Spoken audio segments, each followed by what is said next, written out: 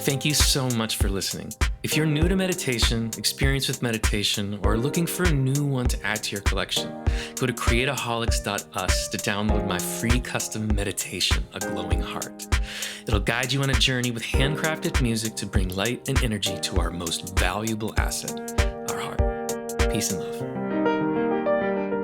Hey, Creataholics. Welcome to Mindful Musings.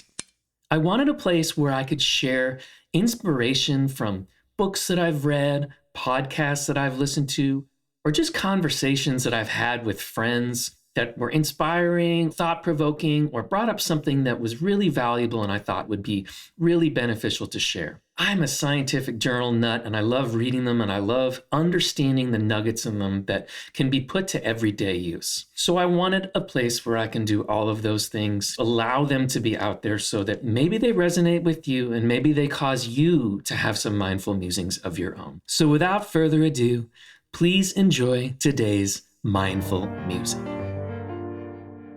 Brainwaves. Let's talk about those for a minute. One of my favorite books is Breaking the Habit of Being Yourself. It completely changed my life. It's by Dr. Joe Dispenza. Joe talks about this specifically in his book, and I highly recommend that book. But there's neuroscientists speak about it. This is a very common thing, and I'm going to do a very simple, I'm just a creative explanation of it. There are four main types of brainwaves that we exist in. So if you think about fast to slow, we go from a place called beta, which is the fast, we're working, we're stressed. Then we go into alpha, which is a little slower, which is we're being creative, but we're still awake, we're still present, we're still there, we're still with people.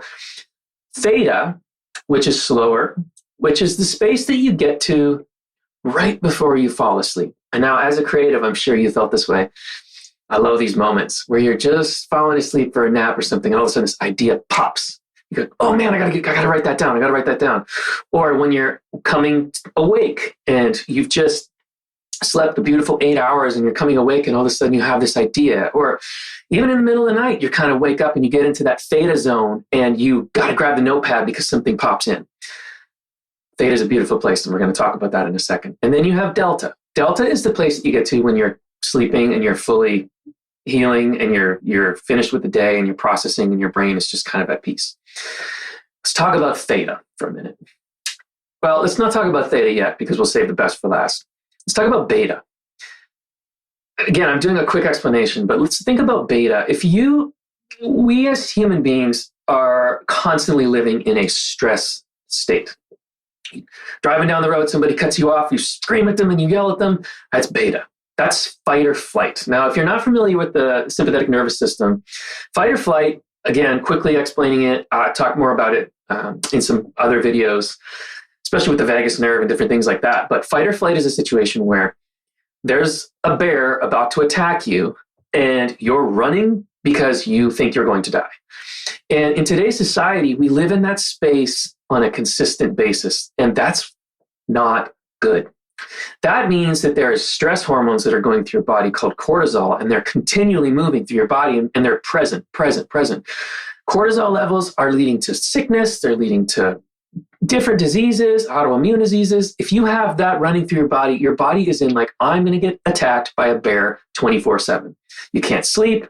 You yell at the person that cut you off in the car. You're going. So the goal is to find ways to get you down into alpha. Alpha is a healthy space to be. Like alpha is a space that you would be when you're sitting around in a writing session, or you're sitting you're not quite in a flow state, but you're somewhat in a flow state where you lose yourself and you're just working. Alpha's a good space. So we don't want to be in beta, and we want to find ways that we can get our brain waves to slow down. One of those ways is through meditation, which we're going to talk about in other videos. But I just wanted to give an explanation of brainwaves. And one of my favorite things to think about is theta. Theta is such a special space to exist in, because that's where you have direct access to your subconscious. So the whole goal with meditation and the whole goal with different types of modalities is to get your brainwaves into theta so you can do several things. So we can create from theta. We can create from our deep subconscious in theta. When you lose yourself and all of a sudden 4 hours have gone by and you've created this thing, you're in alpha theta. You're in that sweet spot. You're in that flow state where you're accessing and you're direct access to the subconscious. Now, how do we exercise getting there? Well, we've exercised getting to beta by being stressed all of our lives. How can we access slowing that down to theta? To me, meditation. So not only does theta work for creativity, but theta works for healing.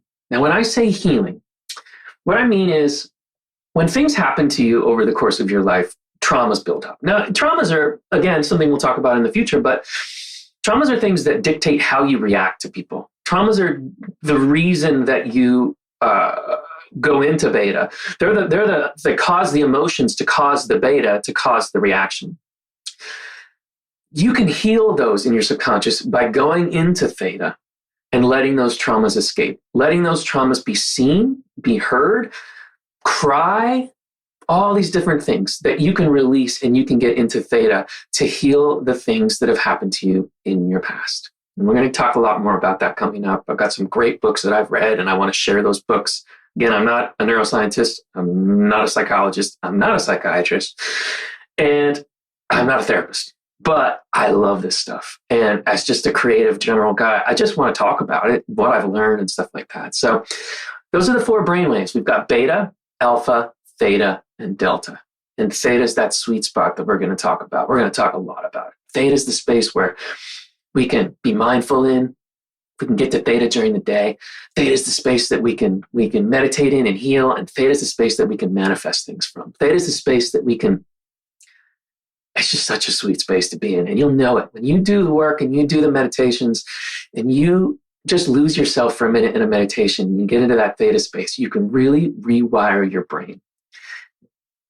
Rewire your brain. We're going to talk about that too. I can't wait. It's going to be so fun. So just wanted to give you a little bit of a summary of the 4 different types of brainwaves. And I want you to think about it when you're going through your day, like, where am I? Where is my head at right now? Why did I just yell at that person that cut me off? Why am I ticked off that this person cut in line? It's like, you shouldn't be. It's not you. It's them. And if you're in that space, you're in this fight or flight beta space about that bear that's about to attack you. It's not good for your health. It's not good for you. It's not good for the world. We want people to be in this alpha theta space. So let's come up with some ways to do it. I've had some techniques for myself. I've got some friends that I've talked to that have some techniques too, and I'm going to share some of those with you moving forward. Thank you for being here. Grateful that you're here. Peace and love. Talk soon.